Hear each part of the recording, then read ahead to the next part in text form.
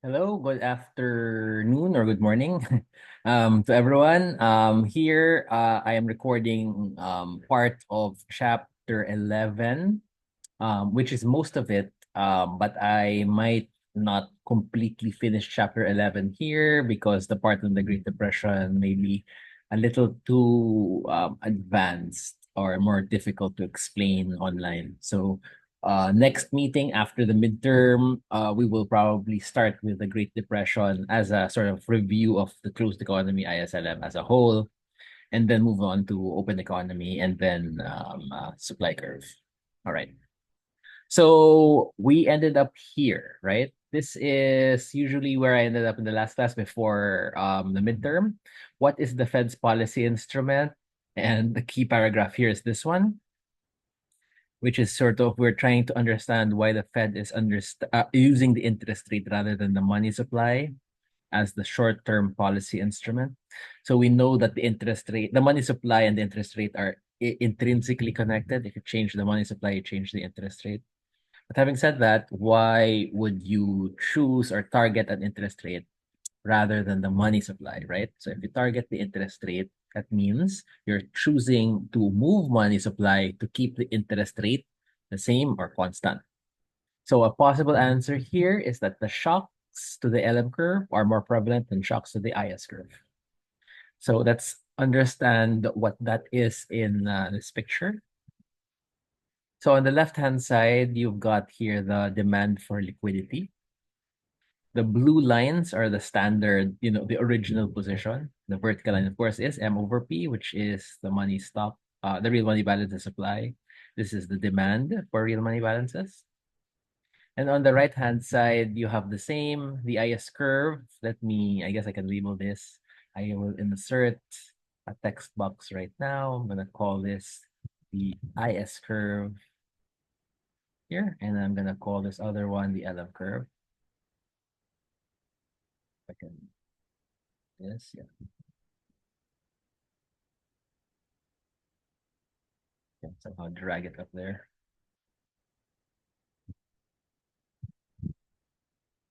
There's the LM curve right here.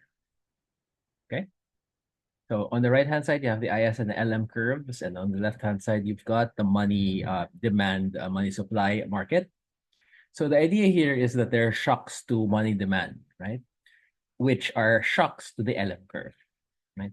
So on the left-hand side, you have a positive. The green lines are always associated with a positive money demand shock versus the red lines. I'm just gonna put it here. It's gonna be a minus money demand shock, and it's gonna be in red. So we're just gonna change this to red. So that's our color coding, right? So first you have to understand why is it that the green is the positive money demand shock. This just means that, remember, if you this is the original equilibrium and your demand for money is rising for any given y, in order to lower the demand for money, the interest rate has to rise, right? So that's why the equilibrium interest has to go up to lower money demand. If exogenously there is a positive money demand shock. Similarly, if there's a negative money demand shock, that means your demand for money is lower at the old R. I'm going to call this the R target, by the way. It's the R target. So drag it down here.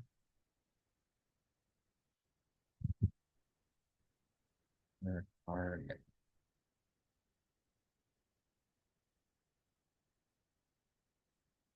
Okay.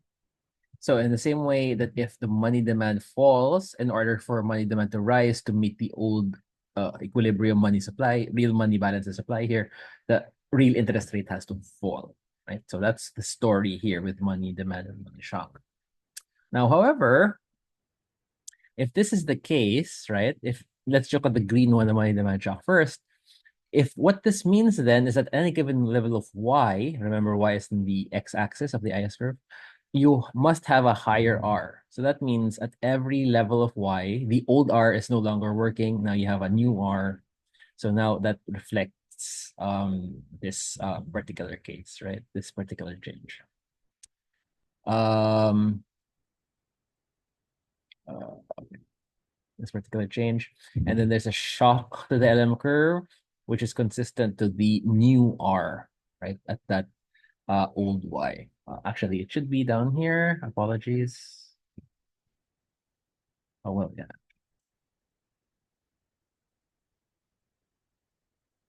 All right. Yeah. So here's your new LM shock. Here's your new LM curve after the LM shock. And the new equilibrium is this one, which is the intersection of the old IS to the new LM. So what you'll notice here is that as the money demand is shifting up and down, your LM is shifting left and right. So on the right-hand side, you've got the negative LM shock. And on the right-hand side, we're just going to change this color right now. Shapes. How do I do?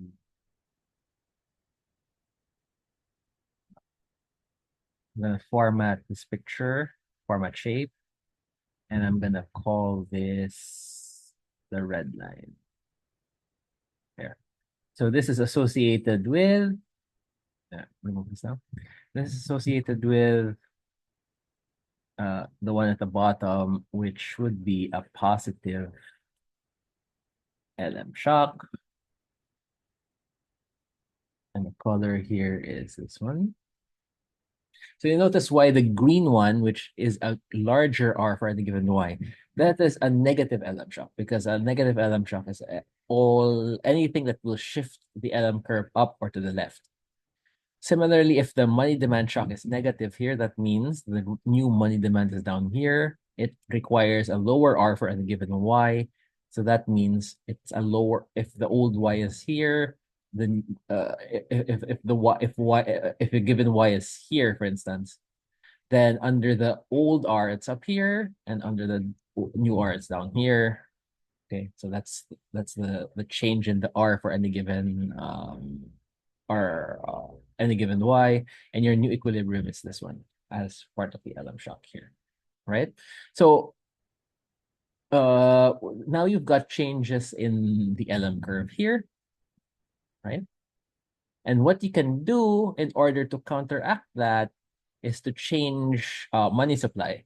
So for this green line, in order for the green line to move to the right, to recover from the shock, to stay at the target, you need to keep R at the R target in order for Y to be at the Y target, because the LM curve has to intersect IS at this point. So that means you have to move the LM curve to the right.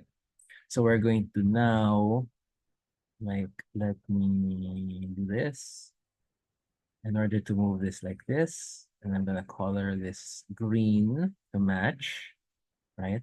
You'll need a monetary expansion, correct? And you need a monetary expansion, and we can add some text here that explains this. So we need to have M to rise, monetary expansion. Shift LM right. Okay, and then we color this text in green because it's associated with this particular negative LM shock. And that will move it back to the R target and Y target. Right? In this picture, that corresponds to shifting this one to the right as like so. And I'm going to call this, or I'm going to color this green. Format picture, format shape. And I'm going to color this green. Because this is now the new money demand after the positive money shock, right? That corresponds to this green thing here, right?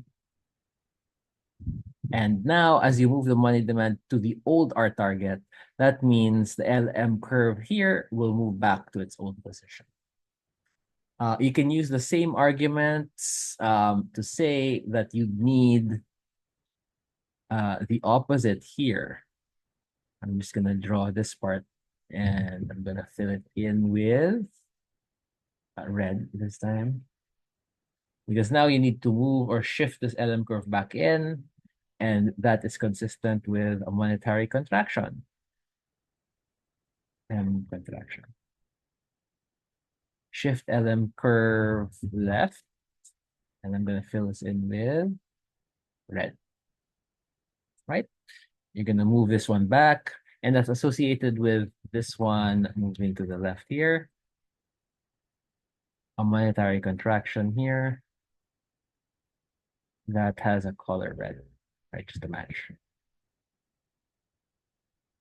All right, so this is the picture of what we're talking about. If most of the shocks are in the LM curve and the IS curve is steady at this position, then anything that shifts the LM curve to the left or to the right must be counteracted by the associated change in the money supply.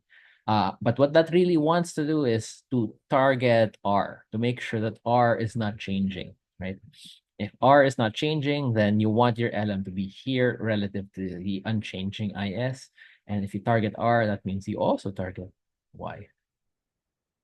All right, so that's one of the main reasons why R is being targeted is because the IS curve is probably steady, right? Or at least more steady than changes in the demand for money.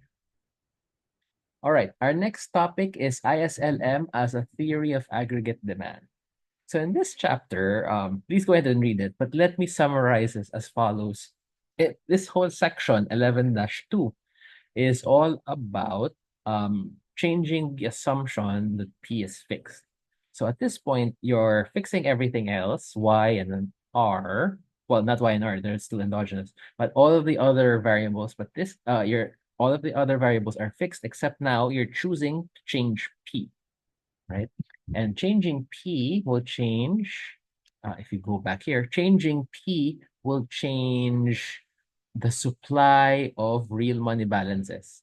So if you lower P, that's going to increase money balances on the right. And if you increase P, that's going to shift money balances to the left because M over P is bigger, M over P becomes smaller, yeah?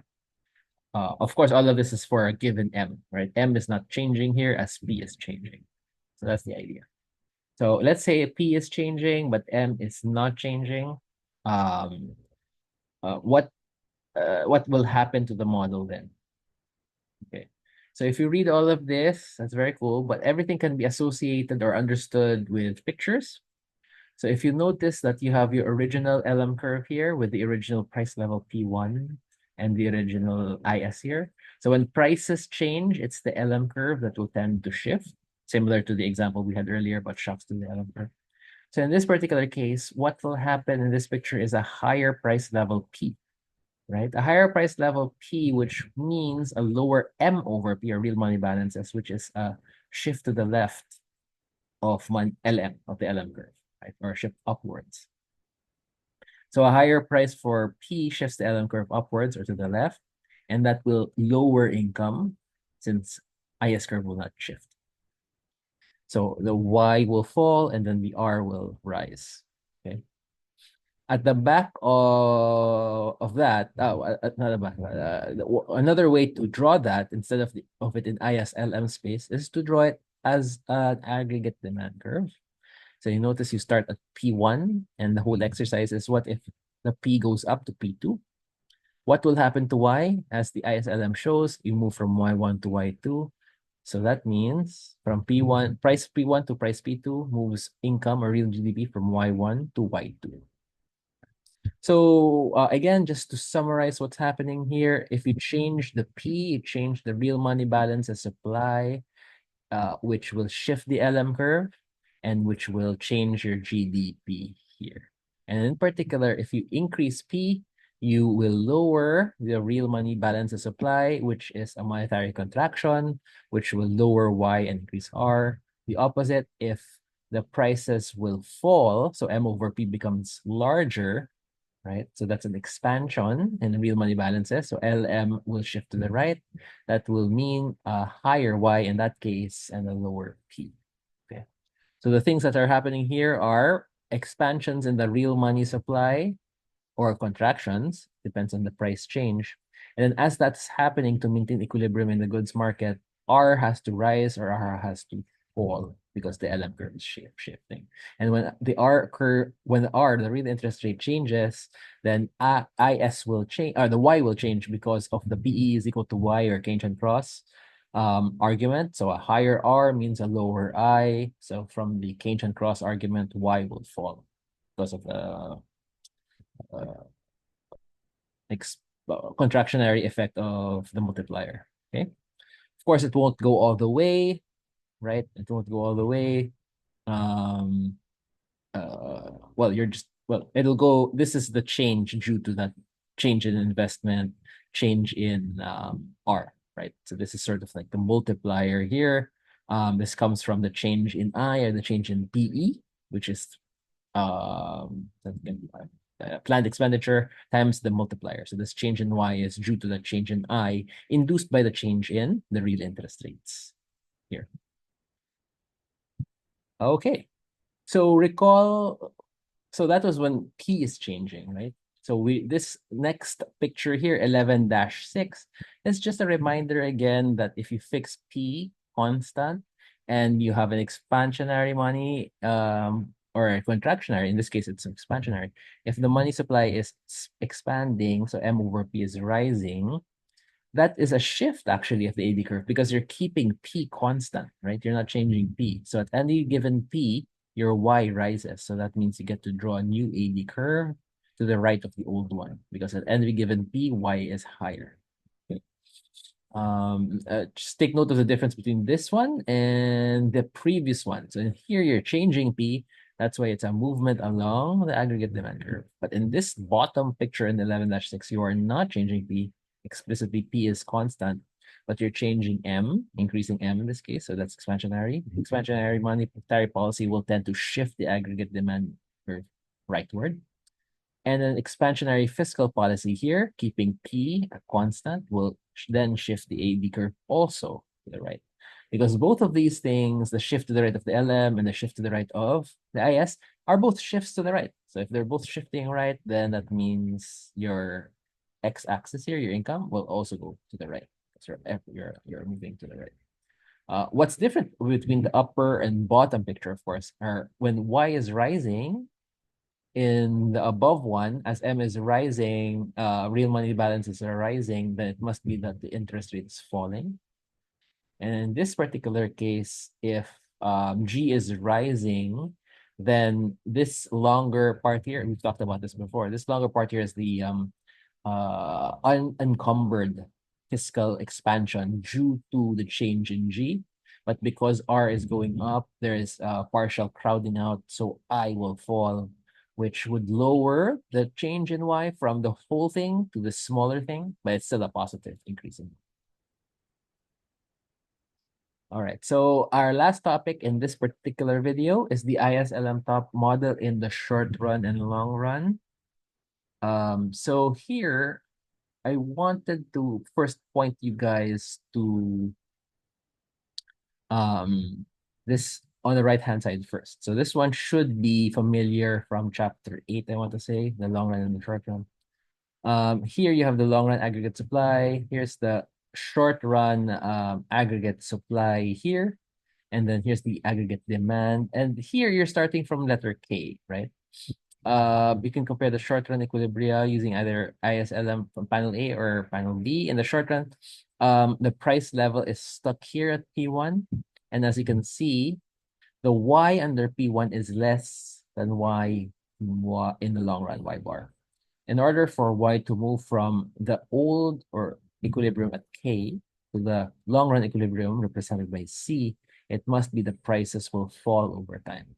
So the short run will move from P1 to P2, right? So that's the long run behavior, and that comes from here. So you should start here first to understand what will happen to price over time, assuming nothing else happens in the economy, right?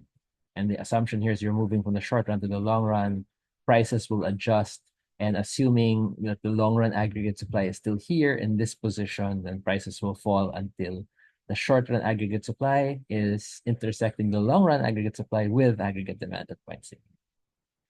Now, as you notice, the price is falling here. So we go back to ISLM on the left side. So under the old LM at P1, K is here. So how do you get from K to C? As you can see, the price needs to go down, and you're going to then shift your ILM curve from here to here, where P2 is smaller.